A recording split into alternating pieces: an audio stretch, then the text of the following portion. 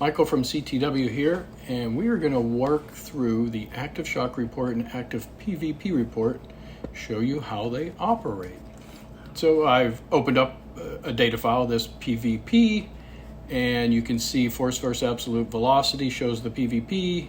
If I come to force versus displacement, it shows the individual speeds. So that's the way the normal graphing works. But for the Active Shock Report, it's going to show whatever's active. And whatever's active is the PVP. If I turn that off and then I turn on the speeds, you will get the 4 speeds of the PVP.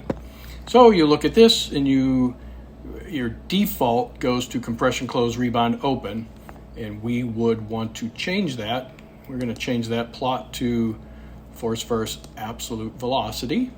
So we get both sides of the graph, both sides of the of compression open, compression close, rebound open, rebound close. You can see the 1, 3, 5, and 10 are listed up top. They're listed over here. We've got all of these turned on, the data, the constants, the fields, our notes area, the rod force. And that means if we scroll down, we will see these for each speed, the 1 inch, the fields and what we had typed in, 3 inches per second, 5 inches, and so on. Now, the next thing to look at is the spacing. These are set up to show every 1/4 of an inch. That's probably not exactly what you're looking for. So if you go to spacing, and we change that to say something more normal, every 1 inch. And that will go ahead and then give you a point at every inch per second of the test, all the way up to the 10 inch per second test. Now you can see we didn't get a 10 inch because we didn't quite reach 10 inches per second, and we're not going to falsify the data, not going to force that. So when you see those issues, you might want to just make sure your last 10 inch per second speed is just 10.1, and you're going to get that last data point. And remember, the PVP is actually using a bit of a window average on that peak velocity. So those are the things that you're looking at. Nothing to be alarmed of, but you can see fields and things. If you turn off the fields go away. If you turn off the rod force, turn off constants, you can just get the graph and the data based on the increments of spacing you are using.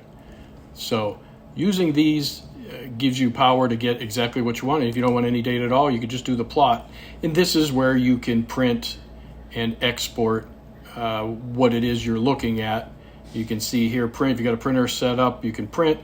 You can also do things like export. You can export to a PDF, Excel file, CSV, text file, different things like that. And however it works for you.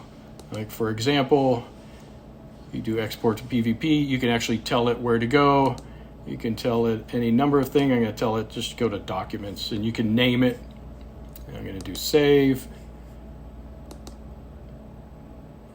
So that when we're all done, I have to bring it over here, sorry.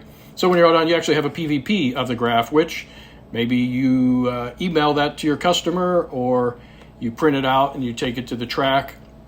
But that is the quick and easy way to either print, export, whatever it is you want to do to get the data and use it in the future. You know, at the track, maybe you have a book that's printed out, whatever works for you and in your service area tuning. The Active PPP Report is a bit different. Manufacturers will use this. We click on that, it generates it, and you can see nothing shows up, right? That's because I have the PVP turned off. So if I turn the PVP on, voila, it shows up. So you get the force versus velocity PVP, and then you get the force versus displacements. This is, started a long time ago. That's what the manufacturers of the world are used to looking at. That's what they want to see. So we had to provide it for them.